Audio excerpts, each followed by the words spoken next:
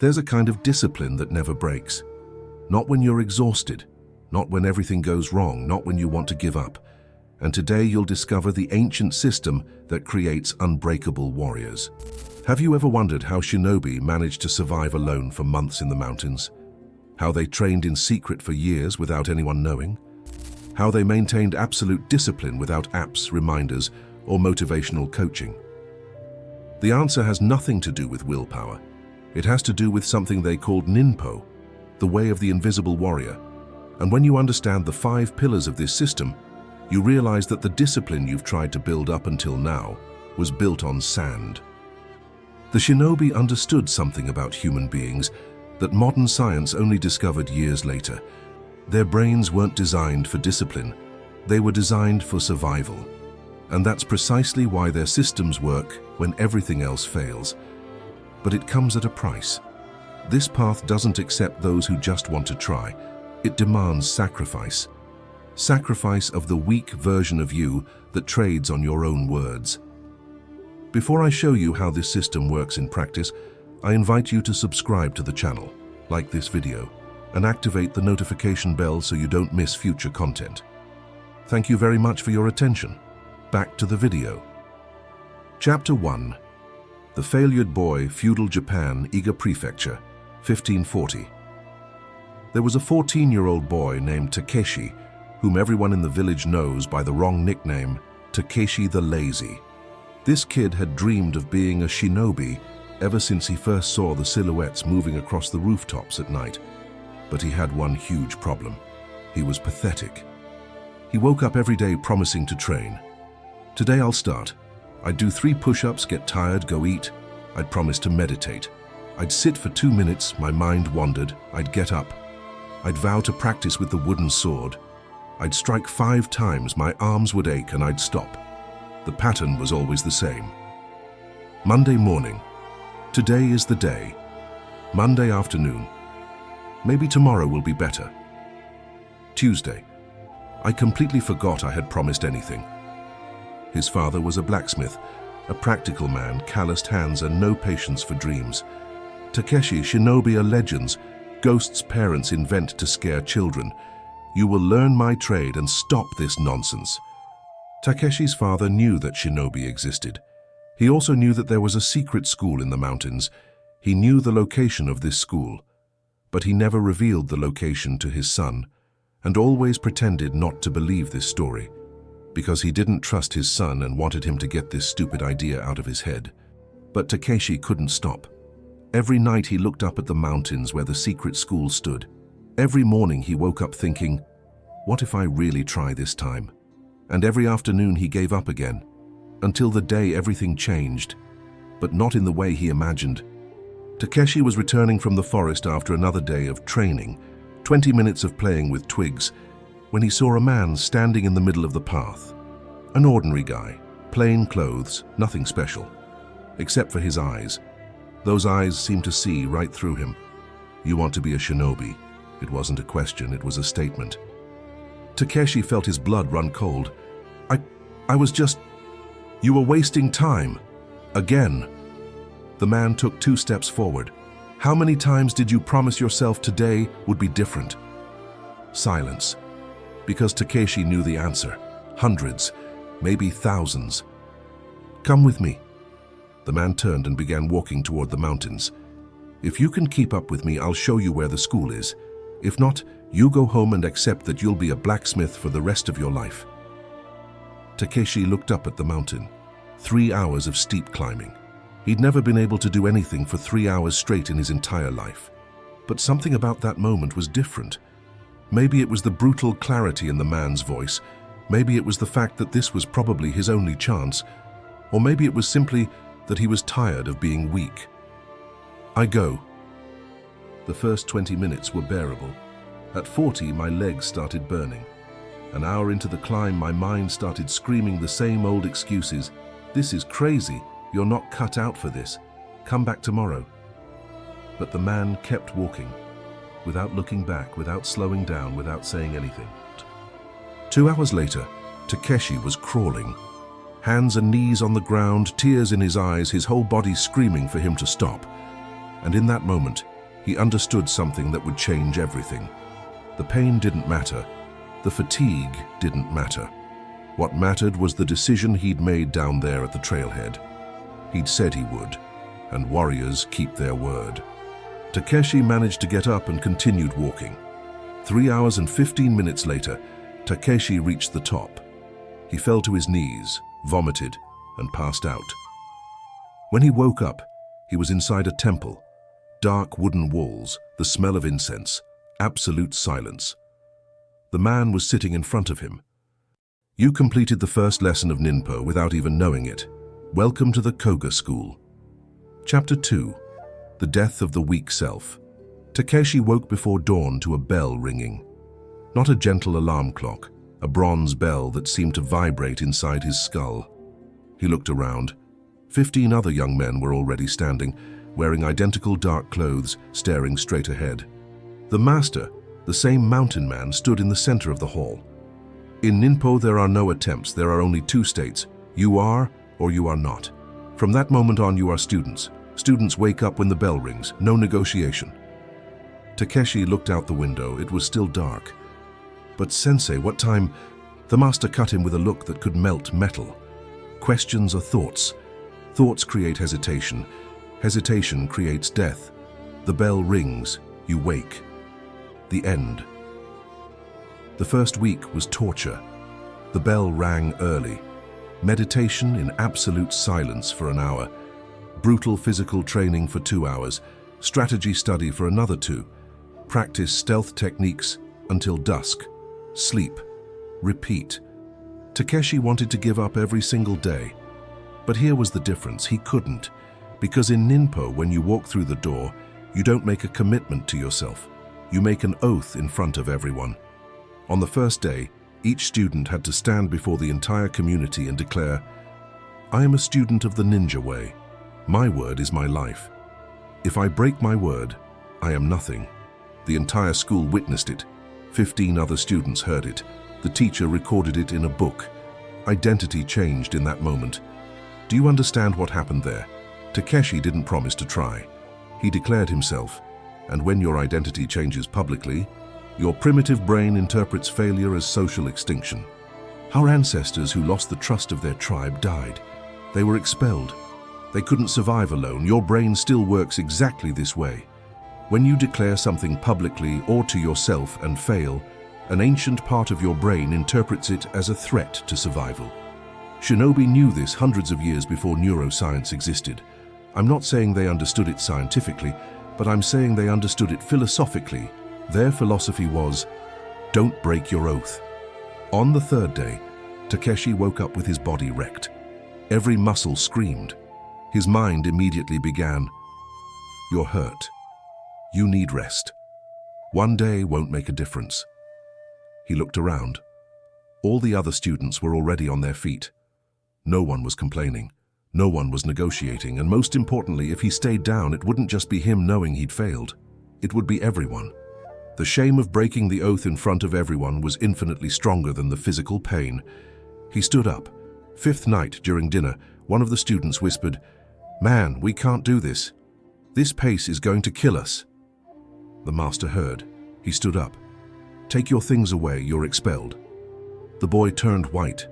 But I didn't do anything, I just said, You have sown doubt. Doubt is poison. In Ninpo, thoughts are actions. You have acted against your oath. Leave. The student left. He never came back, and no one at the school ever complained again. Because everyone understood, the oath was not decoration. It was the structure that supported everything. But Takeshi soon discovered that the oath only solved half the problem. Because even with the social pressure, even with the fear of expulsion, he was still fighting an internal war every single day. It was then that the master taught the 2nd pillar of Ninpo, Ri, the principle of unchanging rhythm. Chapter 3. The rhythm that doesn't break. You know that silent torture that plays out in your head every morning? Should I work out now or after breakfast?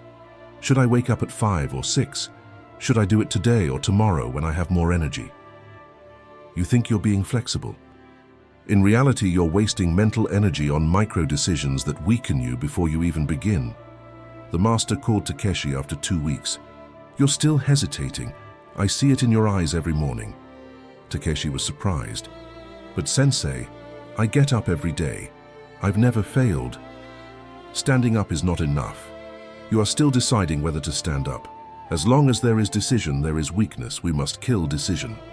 The master explained, "In true Ninpo, time is not variable, it is constant. The bell rings in the morning because the universe needs constants. When you remove time as a variable, you remove negotiation." "Your body is stupid," said the master. "But it's a stupid body that learns patterns. If you wake up at a different time every day, your body never knows what to expect. It fights you every time.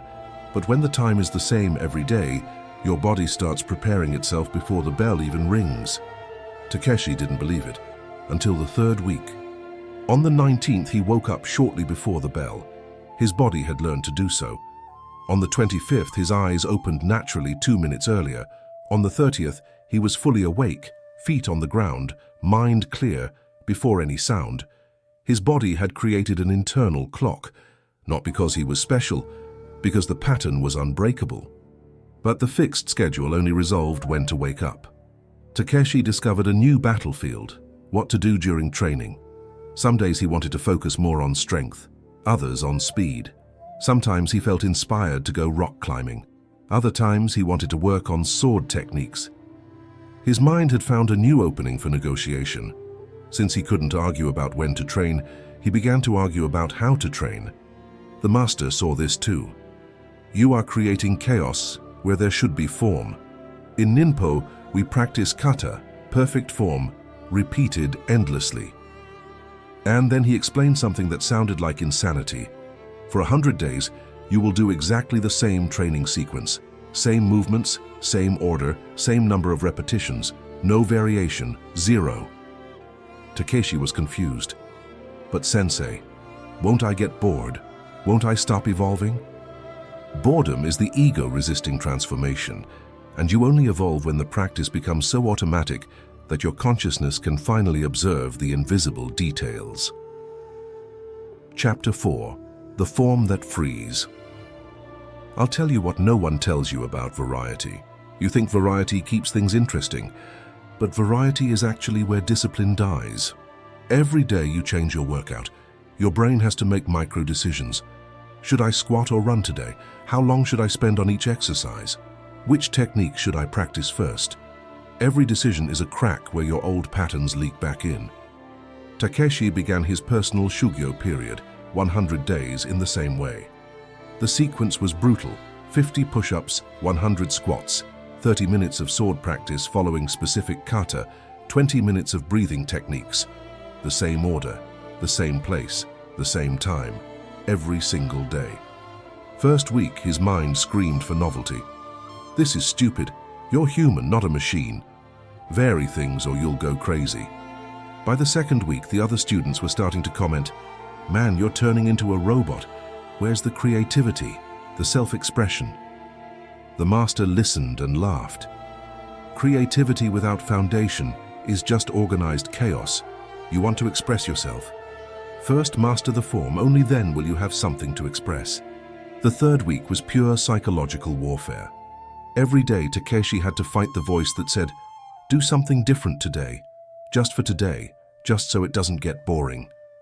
But he remembered the student who was expelled. He remembered the oath. He continued the form. In the fourth week, something strange started to happen. Mental stamina weakened, not because Takeshi got stronger, because stamina wears out faster than discipline. His brain realized he had no available trade. No matter how many times I screamed for variation, the answer was always the same: no. Eventually, the brain stopped screaming. Week 6 was when the magic happened. Takeshi was mid-push-ups when he realized he wasn't thinking. His body was moving through the sequence on its own, like water flowing along the route it always had.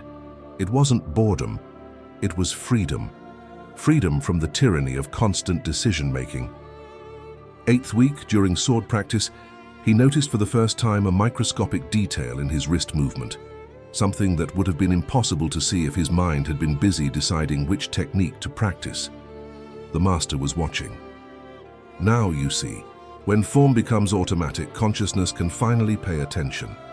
A neuroscientist at Kyoto University, who has been studying the automation of behavior for 18 years, has discovered something revolutionary. When you repeat an exact sequence of actions for approximately 66 days in the same context, the basal ganglia take over control of the movement.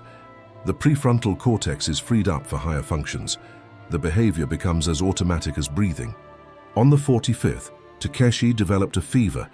His body was weak, his head was heavy, everything hurt. The temptation was obvious. I'll skip today. No one trains when they're sick. I'll come back tomorrow when I'm better. This is where everyone gives up. Where you gave up before because you believe the all or nothing lie. If I can't do it perfectly, I don't do it at all. If I can't do it completely, I wait until I can. This logic seems sensible, but it's actually the silent killer of any consistency you've ever tried to create. Takeshi went to his master. "Sensei, I'm sick. Should I rest today?" The master looked at him as if he'd said the most idiotic thing in the world. Rest is different from giving up. If you need true rest, rest. But you're not asking about rest. You're asking for permission to create a gap. What's the difference? A river never stops flowing. During a drought, it becomes a trickle. During a storm, it becomes a torrent. But it never stops. The moment it stops, it is no longer a river. It is just a hole where the water used to be. Your practice is the same. And then the master taught the third pillar of Ninpo, Mukyu, practice without gaps. Are you feeling weak today? Do 10 push-ups instead of 50. Meditate for 5 minutes instead of 20. But do something, because momentum is more valuable than perfection. Takeshi did half the normal training. It was horrible, it was imperfect, it was completely sufficient.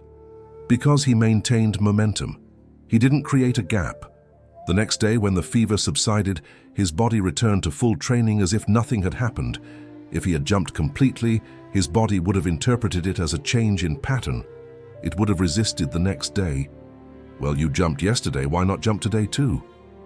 But because he never created the gap, the pattern remained intact. Day 70, massive storm. The training hall flooded. Takeshi thought he finally had a legitimate excuse. He sought out his master. "Sensei, where do we train today?" The master pointed to the covered patio. "There. But it's raining." The sensei replied, "So what? Do you think enemies only attack on sunny days? Do you think missions only happen when you're comfortable?" Takeshi trained in the rain. Soaked clothes, slippery ground, bone-chilling cold. But he trained, without a break. Chapter 5. The Invisible Preparation. But Takeshi was about to discover something that nearly broke him, because no matter how strong your oath, how fixed your schedule, how perfect your form, there's one kind of obstacle that knocks everyone down. The obstacle you didn't see coming. Day 80. Takeshi's father showed up at school. Family emergency. He needed to return to the village immediately. Takeshi panicked, not because of the emergency, but because of his training. 20 days to go until the 100 days. If he broke now, the master stopped him before he could speak. "Do you think obstacles ask permission? Do you think life respects your 100 days?" "But, Sensei, I promised to complete." "You promised to practice without gaps. You didn't promise it would be convenient. This is your true test.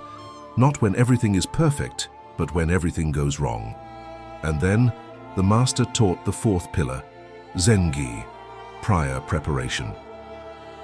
Our shinobi is never caught off guard because he has already decided his answers before the questions arise.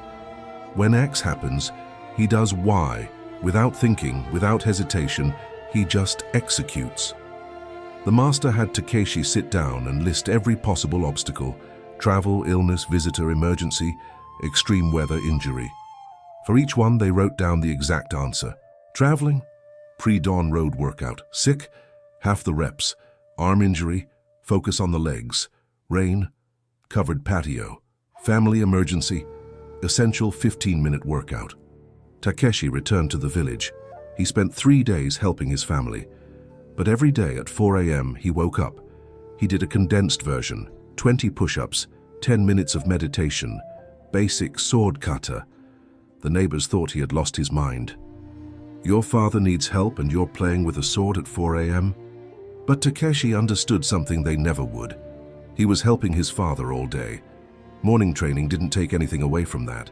It kept his identity intact so he could be strong for his family. He returned to school on day 83.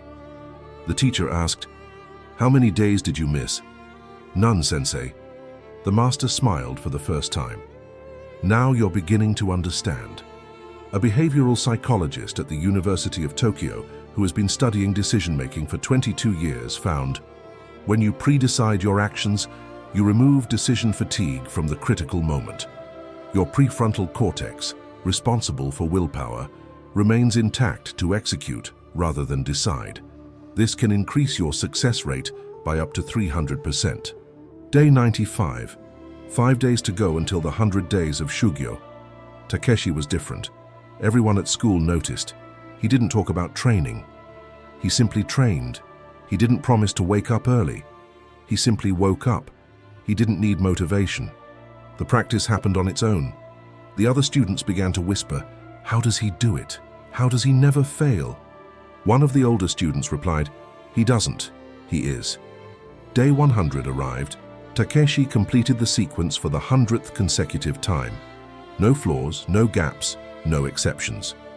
The bell rang, marking the end of the Shugyo. He expected to feel relief. He expected to want to celebrate. But he felt only silence. A deep, strange silence. The master called him. "How do you feel?" "Empty, sensei, but not in a bad way. Like something heavy has been lifted off." What came out was the version of you that needed to decide. Now you have reached the 5th pillar of Ninpo, Mushin, the mindless mind. Chapter 6. The mind that doesn't hesitate. Mushin means no mind, the master explained, but it doesn't mean stupidity. It means no ego, no hesitation, no inner conflict between what you should do and what you want to do. When a samurai attacks you with a sword, you don't have time to think, "Should I dodge or block?" If you think, you die. The response must be automatic, instantaneous, without the interference of the hesitating ego. This is what you built in those 100 days. Not just a workout habit. You killed the part of you that negotiates with yourself. Takeshi understood. In the past 30 days, he hadn't had a single thought about trading. No, what if I jumped today? No, maybe tomorrow would be better. The practice simply happened, like a heart beating, like lungs breathing. The master continued, "Now comes the real test. Your 100 days are over. The fixed form is over. The question is, will you return to who you were, or have you become something different?" Takeshi didn't need to think. "I'll continue." "Why?" "Because I'm no longer someone who trains. I'm someone who is." The master nodded. "Welcome to true Ninpo." 3 months later, Takeshi was no longer a student. He was a shinobi. Not because he received a certificate, because something fundamental in his structure had changed. His discipline frightened the other students. He never talked about training, never complained, never negotiated. He was simply the kind of person who got things done. One day a new student asked, "How do you manage to never fail?" Takeshi gave the same answer his master had given him. "Failure is no longer an option in my mind, not because I'm strong, because I've removed the option." The student was confused. How do you remove an option? You sacrifice the person you were, the person who negotiated, the person who hesitated. And when that person dies, what's left is only the warrior who kept his word. But Takeshi's transformation didn't stop with training. Something much deeper had happened. And when people started to notice, they didn't say, "How impressive." They said, "This isn't normal." And that's exactly what you need to hear. Chapter 7. The Warrior Who Scare. 6 months after completing Shugyo, Takeshi was sent on his first real mission, infiltrating an enemy castle to retrieve documents. The mission lasted 7 days. 7 days without adequate sleep, without sufficient food, without comfort. Everything that could have gone wrong did. But Takeshi completed the mission. He returned with the documents. When the other shinobi asked how he endured, he said, "I did what needed to be done." But the truth was deeper. During those 7 days, not once did Takeshi think, "I can't take it," because that voice had long since died. In its place, there was only clarity, only action. The master called him over later. "People will start looking at you differently. They'll call you obsessive. They'll say you're extreme, that you need balance. Do you know why?" "No, sensei. Because your discipline exposes their weakness. You are living proof that all the excuses they make are just choices, and that makes them uncomfortable." And the master was right. As Takeshi's reputation grew, people's reactions changed. Some admired him, others feared him, but most reacted with something between discomfort and resentment. "He's not normal. No one needs to be so disciplined. That can't be healthy." But Takeshi had learned something crucial. When your discipline scares others, you're finally on the right level. Normal people get normal results. But warriors, true warriors, operate on a different level. A level where "I can't" doesn't exist in the vocabulary. One day, Takeshi was training in the courtyard at 4 a.m. when a group of new students walked by. One of them muttered, "Man, that's scary. He never stops." Takeshi listened and smiled, because he remembered the boy he was 5 years ago, the boy who couldn't do 3 push-ups, the boy everyone called lazy. That boy was no more, and in his place was a warrior. Ninpo doesn't make you a better person, it makes you a different person. A person others will look at and think, "That's not human." And when you hear those words, you know you've finally killed the weak version of yourself. Because you see, the system isn't complicated. It has 5 pillars.